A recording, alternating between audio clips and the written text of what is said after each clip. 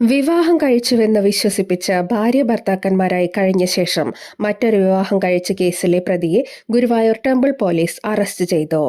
പാവറട്ടി മരുതയൂർ സ്വദേശി ആര്യംപറമ്പിൽ വീട്ടിൽ 50 വയസ്സുള്ള ഷാജിയെയാണ് Guruvayur temple police inspector G അജയകുമാറും സംഘവും അറസ്റ്റ് ചെയ്തത്.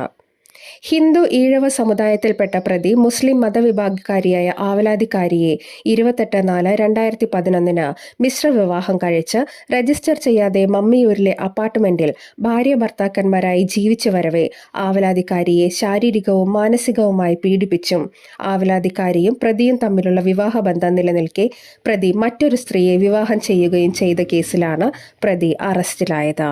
പ്രതിയെ പിടികൂടിയ സംഘത്തിൽ ASI Vinayan, CPOമാരായ Sajan NP, Satheesh Kumar, CPO Ramees എന്നിവരും ഉണ്ടായിരുന്നു.